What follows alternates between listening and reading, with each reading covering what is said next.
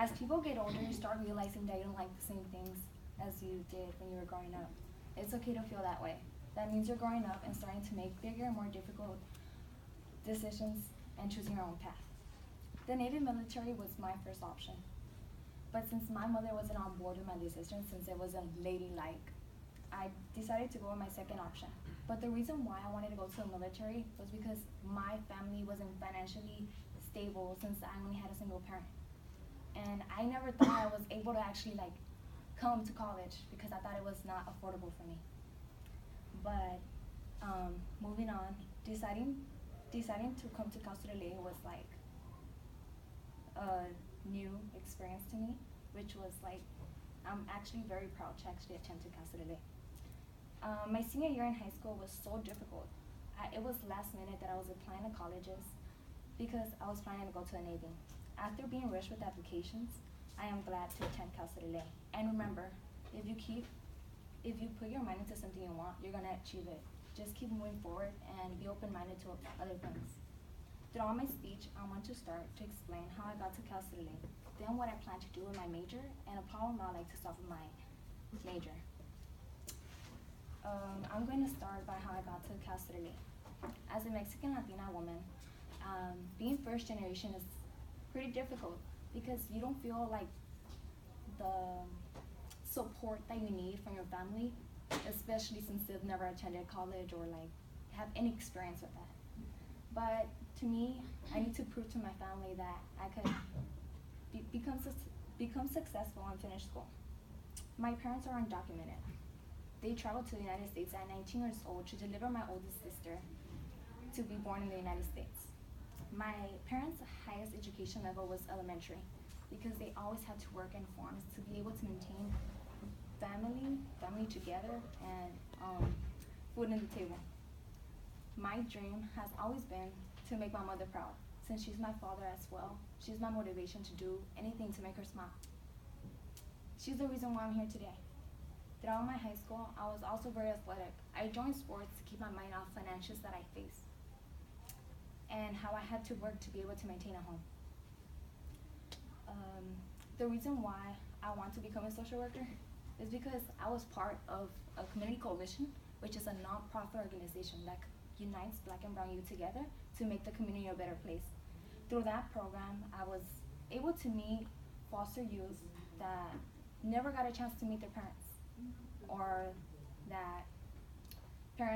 or that youth that were just backtracked from education because they consistently had to be moving from school to school.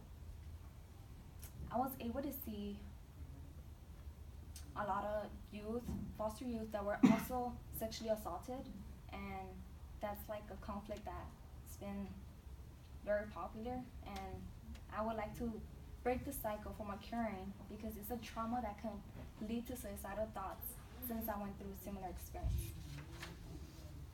I just finished telling you how I got to Cal State LA.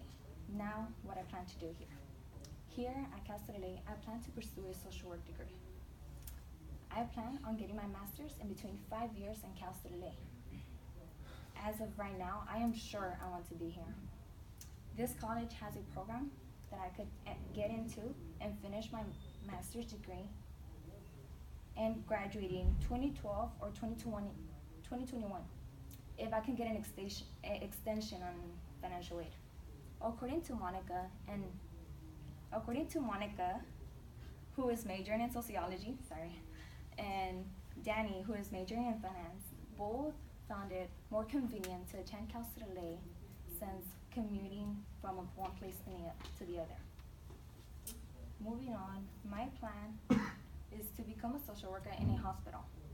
I want to work in that environment. What I will be doing is making sure children or adults that come abused are safe from the people who are tormenting them. I'm going to help them overcome the trauma so he can move on into a better living style. One of the things I want to solve with children with my social work degree is to make them realize that they have someone supporting them, that they're not the only ones going through that same experience, and I feel like I will be like the person indicate for that since I've been through the same experience as well. and I'm gonna move on into some statistics that I found. According to my research, United States in 1998, there was an estimate about 17.7 million of Americans had been victims or rape, attempted or completed rape. Young women are especially at risk. 82% of juvenile victims are females, and 90% of adult rape victims are females as well. Females ages 16 through 19 are 4 times more likely than general population to be victims or rape. About 3% of American men, or 1 in 33 men, have experienced an attempted or completed rape in their lifetime. So like 1 out of 10 rape victims are male. I will start by creating a new system for foster youth not to be left behind and to stay in touch with them so they can have more support, because when you're in a youth and like you don't have support from your family, it is way better to like have someone supporting you and like knowing what you go through. And now that you know my goals and careers, let's start to wrap things up. In my speech, I started to explain how I got to Castellet, then what I plan to do here with my major, and last, what I plan to do and fix. I will end my speech by saying things never worked as planned, but just keep moving forward.